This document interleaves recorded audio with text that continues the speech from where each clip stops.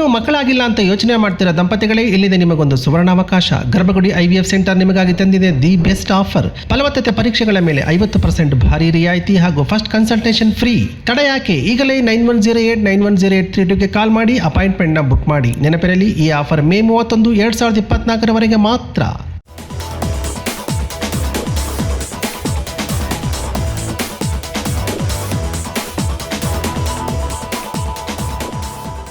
Hi friends, ಇದು mastmaga.comನ international bulletin ಸುತ್ತು ಜಗತ್ತು. ನಾನು ಅಮರ್ ಪ್ರಸಾದ್.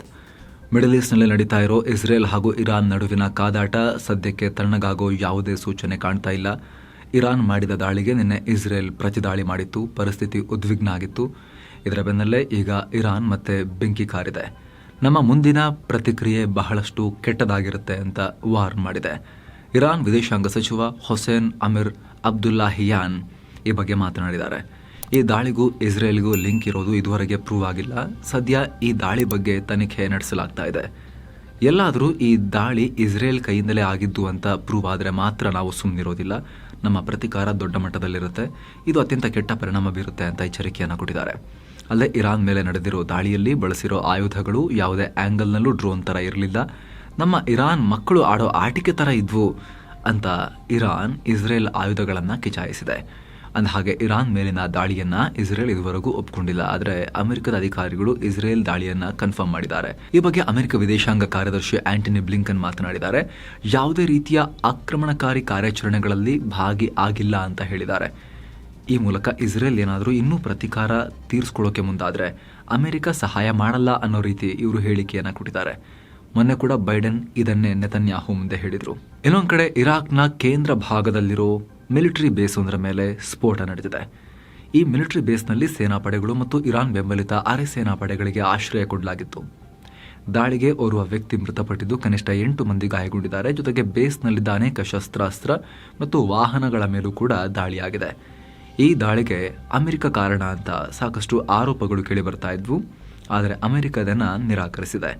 ದಾಳಿಗೆ ನಾವು ಕಾರಣರಲ್ಲ, ನಮ್ಮ ಮೇಲೆ ಆರೋಪ ಮಾಡಲಾಗಿರೋ ರಿಪೋರ್ಟ್ ಶುದ್ಧ ಸುಳ್ಳು ಅಂತ ಸ್ಪಷ್ಟೀಕರಣ ಕೊಟ್ಟಿದೆ. ಏನೋ ಇರಾನ್ ಇಸ್ರೇಲ್ ನಡುವಿನ ಬಿಕ್ಕಟ್ಟಿನ ಪರಿಸ್ಥಿತಿ ಉಂಟಾಗಿರೋ ಹೊತ್ತಲ್ಲಿ ಇರಾನ್ ಭಾರತಕ್ಕೆ ಆಹ್ವಾನ ಕೊಟ್ಟಿದೆ. ಭಾರತ ಮನಸ್ಸು ಮಾಡಿದ್ರೆ ಈ ಉದ್ವಿಗ್ನತೆ ಕಮ್ಮಿ ಮಾಡಬಹುದು ಅಂತ ಖುದ್ದು ಇರಾನ್ ಹೇಳಿದೆ. ಭಾರತದಲ್ಲಿರೋ ಇರಾನ್ನ ರಾಯಭಾರಿ ಎರಾಜ್ ಇಲಾಹಿ ಇರಾನ್ ಮತ್ತು ಇಸ್ರೇಲ್ ನಡುವಿನ ಉದ್ವಿಗ್ನತೆಯನ್ನ ಭಾರತ ಸಹಾಯ ಮಾಡಿದ್ರೆ ಬಗೆಹರಿಸೋಕೆ ಸಾಧ್ಯ ಇದೆ. ಇಸ್ರೇಲ್ನ ಆಕ್ರಮಣ ತಡೆಯೋಕೆ ಭಾರತ ಮುಂದಾಗಬೇಕು. ಭಾರತ ಮತ್ತು ನಮ್ಮ ನಡುವೆ ಒಳ್ಳೆ ಸಂಬಂಧ ಇದೆ. ಹಾಗೆ ಭಾರತಕ್ಕೆ ಇಸ್ರೇಲ್ ಜೊತೆನೂ ಒಳ್ಳೆ ಸಂಬಂಧ ಇದೆ. ಸೊ ನಮ್ಮಿಬ್ಬರ ನಡುವಿನ ಸಂಘರ್ಷವನ್ನು ತಡೆಯೋಕೆ ಭಾರತ ಮನಸ್ಸು ಮಾಡಿದ್ರೆ ಸಾಧ್ಯ ಇದೆ ಅಂತ ಹೇಳಿದ್ದಾರೆ. ಈ ಮೂಲಕ ಯುಕ್ರೇನ್ ರಷ್ಯಾ ಯುದ್ಧದ ಬಳಿಕ ಈಗ ಇಸ್ರೇಲ್ ಇರಾನ್ ಸಂಘರ್ಷಕ್ಕೂ ಮಧ್ಯಸ್ಥಿಕೆ ವಹಿಸುವಂತೆ ಭಾರತಕ್ಕೆ ಈಗ ಇರಾನ್ ಓಪನ್ ಆಫರ್ ನೀಡಿದೆ. ಸ್ನೇಹಿತರಲ್ಲಿ, ಇರಾನ್ ಎಲ್ಲರನ್ನೂ ಬಿಟ್ಟು ಭಾರತಕ್ಕೆ ಯಾಕೆ ಆಹ್ವಾನ ಕೊಟ್ಟಿದೆ ಅನ್ನೋದನ್ನು ಕೂಡ ಇಲ್ಲಿ ಗಮನಿಸಬೇಕು. ಯಾಕಂದರೆ ಈಗ ರಷ್ಯಾ ಇದೆ, ಚೀನಾ ಇದೆ. ಆದರೆ ಭಾರತವನ್ನು ಇರಾನ್ ಯಾಕೆ ಕೇಳ್ತಾ ಇದೆ ಅಂದರೆ ಅದಕ್ಕೆ ಕಾರಣ ಭಾರತದ ನೀತಿ. ಈಗ ಇಸ್ರೇಲ್ ಇರಾನ್ ಕದನದಲ್ಲಿ ಬಹುತೇಕ ಪಾಶ್ಚಿಮಾತ್ಯ ದೇಶಗಳು ಇಸ್ರೇಲ್ ಕಡೆಗೆ ವಾಲಿವೆ. ರಷ್ಯಾ ಚೀನಾದಂಥ ರಾಷ್ಟ್ರಗಳು ಇರಾನ್ ಪರ ನಿಂತಿವೆ. ಸೊ ಈ ಸಂಘರ್ಷವನ್ನ ಜಗತ್ತಿನ ಸೋ ಕಾಲ್ಡ್ ದೊಡ್ಡಣ್ಣಗಳು ತಡೆಯೋಕೆ ಸಾಧ್ಯ ಇಲ್ಲ. ಹೀಗಾಗಿ ಈ ಜಗಳವನ್ನ ತಪ್ಪಿಸೋಕೆ ಒಂದು ಪ್ರಭಾವಿ ಮತ್ತು ಎಲ್ಲರನ್ನೂ ವಿಶ್ವಾಸಕ್ಕೆ ತೆಗೆದುಕೊಳ್ಳೋ ದೇಶ ಬೇಕು ಅಂದ್ರೆ ಅದು ಭಾರತ ಮಾತ್ರ. ಹೀಗಾಗಿ ಭಾರತಕ್ಕೆ ಇರಾನ್ ಆಹ್ವಾನ ಕೊಟ್ಟಿದೆ. ಹಾಗೆ ನೋಡಿದ್ರೆ ಭಾರತ ಈ ಹಿಂದಿನಿಂದಲೂ ಕೂಡ ಇರಾನ್ ಜೊತೆಗೆ ಚೆನ್ನಾಗಿದೆ, ಇಸ್ರೇಲ್ ಜೊತೆಗೂ ಚೆನ್ನಾಗಿದೆ. ಮೊನ್ನೆ ಅಮೆರಿಕ ನಿರ್ಬಂಧದ ಕಾರಣದಿಂದ ಇರಾನ್ನಿಂದ ಭಾರತ ತೈಲ ತರಿಸ್ಕೊಳ್ಳೋದನ್ನು ಸ್ವಲ್ಪ ನಿಲ್ಲಿಸಿದ್ದನ್ನು ಬಿಟ್ಟರೆ ಭಾರತ ಮತ್ತು ಇರಾನ್ ನಡುವೆ ಅಂತ ದೊಡ್ಡ ಸಮಸ್ಯೆ ಇರಲಿಲ್ಲ. ಇರಾನ್ ಭಾರತಕ್ಕೆ ಚಬಹಾರ್ ಬಂದರನ್ನೇ ಕೊಟ್ಟಿದೆ. ಹೀಗಾಗಿ ಈ ಸಂಘರ್ಷಕ್ಕೆ ಯಾರಾದರೂ ಹೆಲ್ಪ್ ಮಾಡ್ಬೋದು ಅಂದರೆ ಅದು ಭಾರತ ಮಾತ್ರ. ಈ ಭಾರತದ ಮಾತನ್ನು ಇಬ್ಬರೂ ಕೇಳೋಕೆ ಒಪ್ಕೊಳ್ಳೋಕೆ ರೆಡಿ ಇರ್ತಾರೆ ಅನ್ನೋ ರೀತಿಯಲ್ಲಿ ಇರಾನ್ ಹೇಳಿದೆ. ಇರಾನ್ನ ಈ ಆಫರ್ಗೆ ಭಾರತ ಈ ಕ್ಷಣದವರೆಗೂ ಯಾವುದೇ ಪ್ರತಿಕ್ರಿಯೆ ಕೊಟ್ಟಿಲ್ಲ. ಏನೋ ಇರಾನ್ ರಾಯಭಾರಿ ಭಾರತದ ವಿಚಾರ ಹೇಳುವಾಗ ಒಂದು ಇಂಟ್ರೆಸ್ಟಿಂಗ್ ಹೇಳಿಕೆ ಕೊಟ್ಟಿದ್ದಾರೆ. ನಾವು ಇಸ್ರೇಲ್ ಮೇಲೆ ದಾಳಿ ಮಾಡೋಕ್ಕೂ ಮುಂಚೆ ಕೆಲವೊಂದಷ್ಟು ದೇಶಗಳೊಂದಿಗೆ ಮಾಹಿತಿ ಹಂಚಿಕೊಂಡಿದ್ವಿ. ಕ್ಷಿಪಣಿಗಳು ಹಾರಬಹುದು, ನಾಗರಿಕ ವಿಮಾನಗಳು ಎಚ್ಚರ ವಹಿಸಬೇಕು ಅಂತ ನಾವು ಕೆಲವೊಂದಷ್ಟು ರಾಷ್ಟ್ರಗಳಿಗೆ ಹೇಳಿದ್ವಿ ಅಂತ ಹೇಳಿದ್ದಾರೆ. ಆದರೆ ಇಲ್ಲಿ ಭಾರತದ ಹೆಸರನ್ನು ಅವರು ನೇರವಾಗಿ ಉಲ್ಲೇಖ ಮಾಡಿಲ್ಲ. ಆದರೆ ಈ ದಾಳಿ ನಡೆದ ಬೆನ್ನಲ್ಲೇ ಇರಾನ್ ವಿದೇಶಾಂಗ ಸಚಿವರು ಮತ್ತು ಭಾರತದ ವಿದೇಶಾಂಗ ಸಚಿವರು ಫೋನ್ ಮೂಲಕ ಮಾತಾಡಿದರು. ಇರಾನ್ ಭಾರತಕ್ಕೆ ಆಪರೇಷನ್ ಕುರಿತು ಮಾಹಿತಿಯನ್ನು ಕೊಟ್ಟಿತ್ತು ಅಂತ ಹೇಳಿದ್ದಾರೆ. ಇದು ಬಹಳ ಚರ್ಚೆಗೆ ಗ್ರಾಸ ಆಗ್ತಾ ಇದೆ. ಈಗ ಪಾಕಿಸ್ತಾನದ ಮಿಸೈಲ್ ಪ್ರೋಗ್ರಾಂಗಳಿಗೆ ಚೀನಾ ಮತ್ತು ಬೆಲರೂಸ್ನ ಸಂಸ್ಥೆಗಳು ಸಹಾಯ ಮಾಡ್ತಿವೆ ಅಂತ ಹೇಳಿ ಅಮೆರಿಕ ಅವುಗಳ ಮೇಲೆ ನಿರ್ಬಂಧ ಹೇರಿದೆ. ಚೀನಾದ 3 ಸಂಸ್ಥೆಗಳು ಮತ್ತು ಬೆಲರೂಸ್ನ ಸಂಸ್ಥೆಯೊಂದರ ವಿರುದ್ಧ ನಿರ್ಬಂಧ ಹೇರಲಾಗಿದೆ ಅಂತ ಅಮೆರಿಕದ ವಿದೇಶಾಂಗ ವ್ಯವಹಾರಗಳ ಸಚಿವಾಲಯ ಮಾಹಿತಿ ನೀಡಿದೆ. ಈ ಸಂಸ್ಥೆಗಳು ಪಾಕಿಸ್ತಾನದ ಬ್ಯಾಲಿಸ್ಟಿಕ್ ಮಿಸೈಲ್ ಪ್ರೋಗ್ರಾಂನಲ್ಲಿ ಕ್ಷಿಪಣಿಗಳಿಗೆ ಬೇಕಾಗಿರುವ ವಸ್ತುಗಳನ್ನು ಸಪ್ಲೈ ಮಾಡ್ತಾ ಇದ್ವು. ಈ ಮೂಲಕ MTCR missile technology control regime category 1 ballistic ಮಿಸೈಲ್ನ ಅಭಿವೃದ್ಧಿಪಡಿಸೋಕೆ ಪಾಕ್ನ ಪ್ರಯತ್ನಕ್ಕೆ ಅವರು ಬೆಂಬಲವನ್ನು ಕೊಡ್ತಾ ಇದ್ವು ಅಂತ ಅಮೆರಿಕ ಆರೋಪ ಮಾಡಿದೆ. ಅಂದಹಾಗೆ ಈ ಹಿಂದೆ ಒಟ್ಟು 35 ದೇಶಗಳು ಸೇರಿ ಈ MTCR ಒಪ್ಪಂದ ಮಾಡಿಕೊಂಡಿದ್ವು. ಇದರ ಪ್ರಕಾರ ನ್ಯೂಕ್ಲಿಯರ್, ಕೆಮಿಕಲ್ ಅಥವಾ ಬಯೋಲಾಜಿಕಲ್ ವೆಪನ್ಗಳನ್ನು ಹೊತ್ತೊಯ್ಯೋ ಮಿಸೈಲ್ಗಳ ವಿಚಾರದಲ್ಲಿ ಮಾಹಿತಿ ಶೇರ್ ಮಾಡ್ಕೋಬೇಕಾಗಿತ್ತು. ಜಗತ್ತಲ್ಲಿ ಮಿಸೈಲ್ ಉತ್ಪಾದನೆಯಲ್ಲಿ ಸ್ಪರ್ಧೆ ಉಂಟಾಗಬಾರದು ಅಂತ ಈ ಒಪ್ಪಂದ ಮಾಡಿಕೊಳ್ಳಲಾಗಿತ್ತು. ಆದರೆ ಪಾಕಿಸ್ತಾನಕ್ಕೆ ಮಿಸೈಲ್ಗಳ ಅಭಿವೃದ್ಧಿಗೆ ಈ ಸಂಸ್ಥೆಗಳು ಸ್ಪೇರ್ ಪಾರ್ಟ್ಸ್ ಅನ್ನ ಸಪ್ಲೈ ಮಾಡ್ತಿವೆ. ಇದು ಪಾಕಿಸ್ತಾನ ಹೆಚ್ಚಿನ ಮಿಸೈಲ್ ಹೊಂದೋಕೆ ಸಹಾಯ ಮಾಡುತ್ತೆ. ಹೀಗಾಗಿ ನಾವು ನಿರ್ಬಂಧ ಹೇರ್ತಾ ಇದ್ದೀವಿ ಅಂತ ಅಮೆರಿಕ ಸ್ಯಾಂಕ್ಷನ್ ಹಾಕಿದೆ. ಪಾಕ್ನಲ್ಲಿ ಭಾರತ ವಿರೋಧಿ ಉಗ್ರರ ಹತ್ಯೆಗಳ ವಿಚಾರವಾಗಿ ಕೇಂದ್ರ ಗೃಹ ಮಂತ್ರಿ ಅಮಿತ್ ಶಾ ಇಂಟ್ರೆಸ್ಟಿಂಗ್ ಹೇಳಿಕೆಯನ್ನು ಕೊಟ್ಟಿದ್ದಾರೆ. ಏಜೆನ್ಸಿಗಳು ಅದರ ಪಾಡಿಗಳು ಕೆಲಸ ಮಾಡುತ್ತಿರುವಾಗ ನಾವು ತಲೆ ಹಾಕಬಾರದು ಅಂತ ಹೇಳಿದ್ದಾರೆ. ಈ ಮೂಲಕ ಪಾಕಿಸ್ತಾನದ ಟಾರ್ಗೆಟೆಡ್ ಹತ್ಯೆಗಳ ಬಗ್ಗೆ, ಉಗ್ರರ ಹತ್ಯೆಗಳ ಬಗ್ಗೆ ಯಾವುದೋ ಏಜೆನ್ಸಿ ಕೈವಾಡ ಇದೆ ಅನ್ನೋದನ್ನ ಅಮಿತ್ ಶಾ ನೇರವಾಗಿ ಒಪ್ಕೊಳ್ಳದೆ ಹೋದರೂ ಕೂಡ ಏಜೆನ್ಸಿಗಳಿಗೆ ಕೆಲಸ ಮಾಡೋಕೆ ಬಿಡಿ ಅಂತ ಹೇಳುವ ಮೂಲಕ ಪರೋಕ್ಷವಾಗಿ ಸಂದೇಶ ರವಾನೆ ಮಾಡಿದ್ದಾರೆ. ಇಂಟರ್ವ್ಯೂ ಒಂದರಲ್ಲಿ ಈ ಬಗ್ಗೆ ಪ್ರಶ್ನೆ ಮಾಡಲಾಗಿತ್ತು. 2019 ನಂತರ ಭಾರತ ಪಾಕಿಸ್ತಾನದಲ್ಲಿ ಉಗ್ರಗಾಮಿಗಳನ್ನು ಹೊಡಿತಾ ಇದೆ ಅಂತ ದಿ ಗಾರ್ಡಿಯನ್ ವರದಿ ಮಾಡಿತ್ತಲ್ಲ ಅಂತ ಪ್ರಶ್ನೆ ಮಾಡಲಾಗಿತ್ತು. ಇದಕ್ಕೆ ರಿಯಾಕ್ಟ್ ಮಾಡಿದ ಅಮಿತ್ ಶಾ, ಒಳ್ಳೆ ಕೆಲಸ ಅಲ್ಲ, ಯಾರೇ ಹೊಡೆದುಡಿಸಿದ್ರು ತಪ್ಪೇನು, ಏನಾದರೂ ಸಮಸ್ಯೆ ಆಗಿದೆಯಾ ನಿಮಗೆ? ಏಜೆನ್ಸಿ ಅದರ ಪಾಡಿಗೆ ಅದರ ಕೆಲಸ ಮಾಡ್ತಾ ಇದೆ, ನಾವ್ಯಾಕದ್ರಲ್ಲಿ ತಲೆ ಹಾಕಬೇಕು ಅಂತ ಪ್ರಶ್ನೆ ಕೇಳಿದ್ದಾರೆ. ಅಲ್ಲದೆ ಚುನಾವಣಾ ಸಂದರ್ಶನ ಮಾಡ್ತಿರೋ ಸಂದರ್ಶಕರಿಗೆ ಇದರಿಂದ ನಿಮ್ಗೇನಾದರೂ ತೊಂದರೆಯಾಗಿದೆಯಾ ಅಂತ ಪ್ರಶ್ನೆ ಮಾಡಿದ್ದಾರೆ. ಈ ವೇಳೆ ಸಂದರ್ಶನಕಾರರು ಇಲ್ಲ ಇದು ಒಳ್ಳೆ ಕೆಲಸ ಅಂದಾಗ ಕಾಂಗ್ರೆಸ್ನವರಿಗೂ ಸ್ವಲ್ಪ ಇದ್ರ ಬಗ್ಗೆ ತಿಳಿಸಿ ಹೇಳಿ ಅಂತ ಶಾ ಒಂದು ರೀತಿ ಹಾಸ್ಯ ಚಟಾಕಿಯನ್ನು ಹಾರಿಸಿದ್ದಾರೆ ಅಥವಾ ಕಾಂಗ್ರೆಸ್ ಪಾರ್ಟಿದು ಕಾಲೆಳೆದಿದ್ದಾರೆ. ಏಪ್ರಿಲ್ 22ನೇ ತಾರೀಕು ಭಾರತಕ್ಕೆ ಭೇಟಿ ನೀಡಿ PM ಮೋದಿ ಅವರನ್ನ ಮೀಟ್ ಮಾಡ್ತೀನಿ ಅಂತ ಹೇಳಿದ್ದ ಟೆಸ್ಲಾ ದಿಗ್ಗಜ ಎಲಾನ್ ಮಸ್ಕ್ ಈಗ ಕೈ ಕೊಟ್ಟಿದ್ದಾರೆ. ಲೇಟ್ ಮಾಡ್ತಿದ್ದೀನಿ, ಡಿಲೇ ಮಾಡ್ತಾ ಇದ್ದೀನಿ ಅಂತ ಹೇಳಿದ್ದಾರೆ. ಟೆಸ್ಲಾ ಕಂಪನಿಯಲ್ಲಿ ಹೆಚ್ಚಿನ ಕೆಲಸ ಇದೆ ನನಗೆ, ಹಾಗಾಗಿ ಸದ್ಯಕ್ಕೆ ಭಾರತಕ್ಕೆ ಹೋಗೋಕೆ ಆಗ್ತಾ ಇಲ್ಲ, ಈ ವರ್ಷದ ಅಂತ್ಯದಲ್ಲಿ ಹೋಗೋಕ್ಕೆ ಟ್ರೈ ಮಾಡ್ತೀನಿ ಅಂತ ಹೇಳಿಕೆಯನ್ನು ಕೊಟ್ಟಿದ್ದಾರೆ ಮಸ್ಕ್.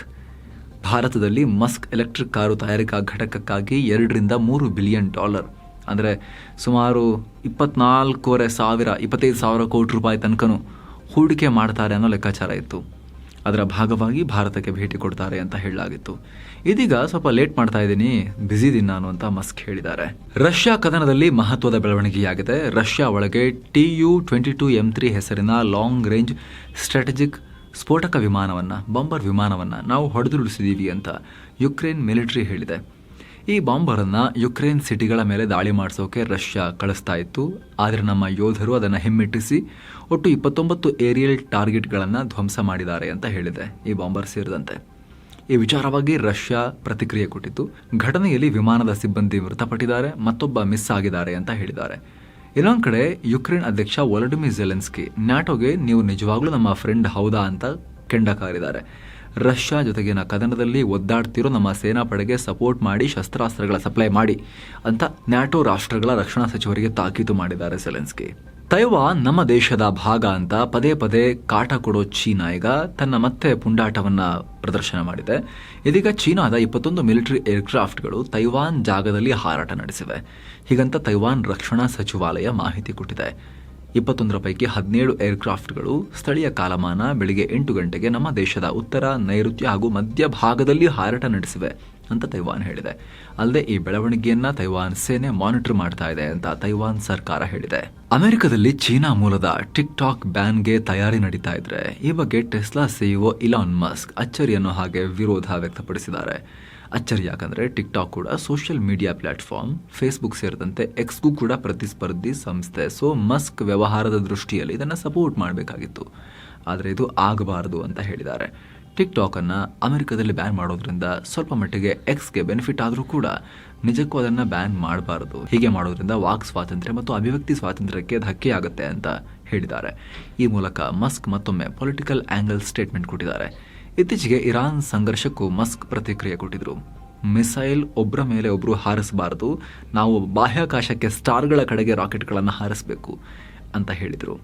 ಈಗ ವಾಕ್ ಸ್ವಾತಂತ್ರ್ಯದ ಬಗ್ಗೆ ಮಾತನಾಡ್ತಾ ಚೀನಾ ಜೊತೆಗೆ ಸಂಬಂಧ ಕಳ್ಕೋಬಾರ್ದು ಅನ್ನೋ ಅರ್ಥದಲ್ಲೂ ಕೂಡ ಪೊಲಿಟಿಕಲ್ ಅಥವಾ ಜಿಯೋ ಪಾಲಿಟಿಕ್ಸ್ನ ಹೇಳಿಕೆಯನ್ನ ಎಲಾನ್ ಮಸ್ಕ್ ಕೊಟ್ಟಿದ್ದಾರೆ. ಕಳೆದ 75 ವರ್ಷಗಳಲ್ಲೇ ದುಬೈನಲ್ಲಿ ಅತಿ ಹೆಚ್ಚು ಮಳೆಯಾಗಿ ದೊಡ್ಡ ಅವಾಂತರ ಸೃಷ್ಟಿಯಾಗಿತ್ತು. ಅದರ ಬಗ್ಗೆ ನಿಮಗೆ ಹಿಂದಿನ ವರದಿಗಳಲ್ಲಿ ಮಾಹಿತಿಯನ್ನ ಕೊಟ್ಟಿದ್ವಿ. ಸೊ ಅವಾಂತರಕ್ಕೆ ಮೋಡ ಬಿತ್ತನೆ ಕಾರಣ ಅಂತ ಹೇಳಲಾಗಿತ್ತು. ಆದರೆ ಲಂಡನ್ನ ಗ್ರಾಂಥಮ್ ಅನ್ನೋ ಸಂಸ್ಥೆ ಬಗ್ಗೆ ಸ್ಟಡಿ ಮಾಡಿದೆ. ದುಬೈನಲ್ಲಿ ಭಾರಿ ಮಳೆಯಾಗೋಕೆ ಮೋಡ ಬಿತ್ತನೆ ಕಾರಣ ಅಲ್ಲ, ಬದಲಿಗೆ ಹವಾಮಾನ ಬದಲಾವಣೆ ಕಾರಣ ಅಂತ ಹೇಳಿದೆ. ಪಾಕಿಸ್ತಾನದಲ್ಲಿ ಕಳೆದೊಂದು ವಾರದಿಂದ ಧಾರಾಕಾರ ಮಳೆ ಸುರಿತಾ ಇದೆ. ಪರಿಣಾಮ ಇಲ್ಲಿವರೆಗೆ 87 ಜನ ಮೃತಪಟ್ಟಿದ್ದು 82 ಜನ ಗಾಯಗೊಂಡಿದ್ದಾರೆ. ರಾಷ್ಟ್ರೀಯ ವಿಪತ್ತು ನಿರ್ವಹಣಾ ಪ್ರಾಧಿಕಾರ ಈ ಡೇಟಾ ಕೊಟ್ಟಿದೆ. ಜೊತೆಗೆ ಭಾರಿ ಮಳೆಗೆ ಪಾಕ್ನಲ್ಲಿ ಒಟ್ಟು 2715 ಮನೆಗಳಿಗೆ ಹಾನಿಯಾಗಿದ್ದು, ಕಟ್ಟಡಗಳ ಕುಸಿತ ಹಾಗೂ ಪ್ರವಾಹದಿಂದಲೇ ಹೆಚ್ಚಿನ ಜನ ಪ್ರಾಣವನ್ನ ಕಳ್ಕೊಂಡಿದ್ದಾರೆ ಅಂತ ವರದಿಯಾಗಿದೆ. ಇನ್ನು ಪಾಕ್ನ ಖೈಬರ್ ಪಾಖ್ತುಂಖ್ವಾ ಪ್ರಾಂತ್ಯದಲ್ಲಿ ಅತಿ ಹೆಚ್ಚು ಅಂದರೆ 36 ಜನ ಪ್ರಾಣವನ್ನ ಕಳ್ಕೊಂಡಿದ್ದು 53 ಜನ ಗಾಯಗೊಂಡಿದ್ದಾರೆ. ಘಟನೆಯಲ್ಲಿ ಮೃತಪಟ್ಟವರಿಗೆ ಸಂತಾಪ ಸೂಚಿಸಿರೋ ಪಾಕ್ ಪ್ರಧಾನಿ ಶಹಬಾಜ್ ಶರೀಫ್ ಆಸ್ತಿ ಪಾಸ್ತಿಯನ್ನ ಕಳ್ಕೊಂಡ ಜನರಿಗೆ ತಕ್ಷಣವೇ ಅಗತ್ಯ ನೆರವು ಕೊಡುವಂತೆ ಸಂಬಂಧಪಟ್ಟ ಇಲಾಖೆಗೆ ಸೂಚನೆ ಕೊಟ್ಟಿದ್ದಾರೆ. ಸೊ ಫ್ರೆಂಡ್ಸ್, ಇದಾಗಿತ್ತು ಇವತ್ತಿನ ಜಗತ್ತಿನ ಸುತ್ತಾಟ. ಮತ್ತೆ ಭೇಟಿಯಾಗ್ತಿರೋಣ. ನಮಸ್ತೆ.